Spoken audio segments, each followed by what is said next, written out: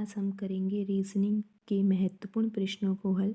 दोस्तों, ये प्रश्न आपकी परीक्षा के लिए उपयोगी हो सकते हैं और इन प्रश्नों के अभ्यास के माध्यम से आप अपनी परीक्षा की तैयारी को बेहतर कर सकते हो।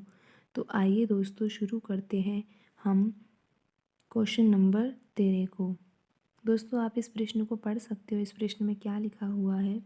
नीचे दिए गए 5 संख्याओं में से 4 किसी गुण के आधार पर समान हैं। असंगत संख्या का चयन करें। और दोस्तों, यहाँ पर कुछ ऑप्शन दिए गए हैं। ऑप्शन 1 126 लिखा हुआ है। ऑप्शन 2 में 217 लिखा हुआ है। ऑप्शन 3 में यहाँ पर 345 लिखा हुआ है। ऑप्शन 4 में 513 लिखा हुआ है। और ऑप्शन 5 में दोस्तों यहाँ पर 730 लिखा हुआ है। दोस्तों, इन पांचों ऑप्शनों में से 4 ऑप्शन ऐसे हैं जो किसी गुण के आधार पर समान हैं और इन पांचों ऑप्शनों में से एक ऑप्शन ऐसा है जो बाकी चारों ऑप्शनों से अलग है।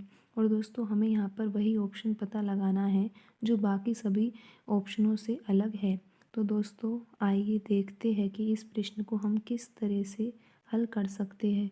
दोस्तों, यहाँ पर ऑप्शन 1 126 लिखा हुआ है।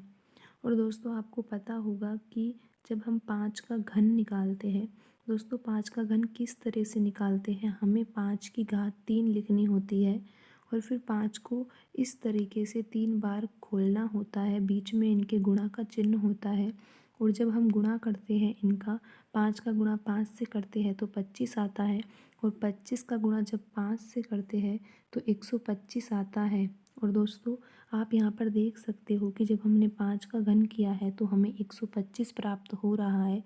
लेकिन दोस्तों, यहाँ पर 126 लिखा हुआ है तो हमें यहाँ पर 125 में 1 जोड़ना होगा, तब हमें 126 प्राप्त हो जाएगा। देखो दोस्तों, आपने इसको समझा किस तरीके से हमने यहाँ पर 126 को प्राप्त किया? दोस्तों, हमने 5 का घन किया है और फिर 5 का घन करने के बाद हमने उसमें 1 जोड़ दिया। 5 का घन 125 था और 125 में हमने 1 जोड़ा, तब जाकर हमें यहाँ पर 126 प्राप्त हुआ। तो दोस्तों, अब हम यहाँ पर देखेंगे कि बाकी ऑप्शनों को भी किसी घन के द्वारा प्राप्त किया जा रहा है या नहीं। ठीक है दोस्तों, अब हम यहाँ पर ऑप्शन 2 को देखते हैं कि जो ऑप्शन 2 है, क्या वो ऑप्शन 1 की तरह है या नहीं, या उससे अलग है। तो दोस्तों, आइए हम यहाँ पर देखते हैं कि ऑप्शन 2 को किस तरह से लिखा जा सकता है। दोस्तों, यहाँ पर ऑप्शन 2 आपको दिखाई दे रहा होगा। ऑप्शन 2 में 217 लिखा हुआ है।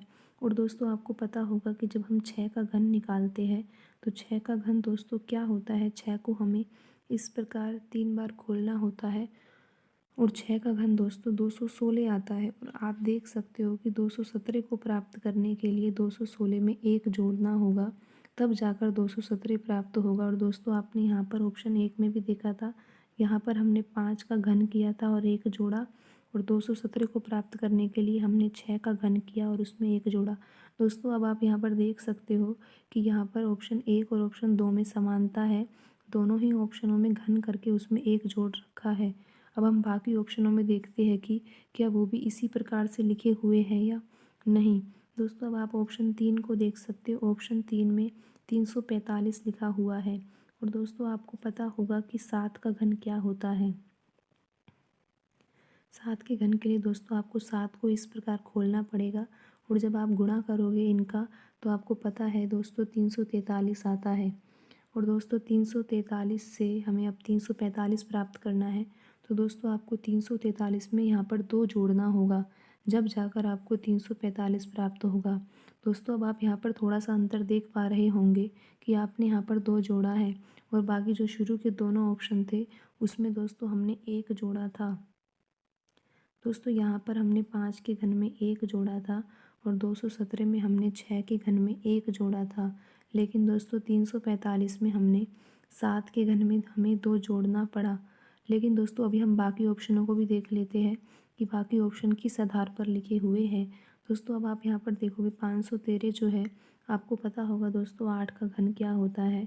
8 का घन जो होता है, 8 को 3 बार इस तरह से खोलो और इनका गुणा कर दो दोस्तों, जब आपका आंसर 512 आएगा। और 513 को हमें प्राप्त करना है तो हमें 512 में 1 जोड़ना होगा। 512 में 1 जोड़ने पर हमें 513 प्राप्त हो जाएगा। दोस्तों, यहाँ हमको 1 जोड़ना है और दोस्तों यहाँ भी हमें 1 जोड़ना था। बस ऑप्शन 3 में हमें 2 जोड़ना था। दोस्तों अब हम ऑप्शन 5 को भी देख लेते हैं एक बार। दोस्तों आप यहाँ पर देख रहे हो 730 लिखा हुआ है और आपको पता है 9 का घन क्या होता है। दोस्तों 9 का घन करने के लिए 9 को 3 बार इस प्रकार से खोलना होगा और जब गुणा करेंगे तो दोस्तों 729 आएगा और 729 से 730 बनाने के लिए हमें 1 जोड़ना होगा। जब 729 में हम 1 जोड़ते हैं तो हमें 730 प्राप्त होता है। दोस्तों अब आप यहाँ पर अच्छी तरह से देख सकते हो कि यहाँ पर कौन सा ऑप्शन जो है वो असंगत है।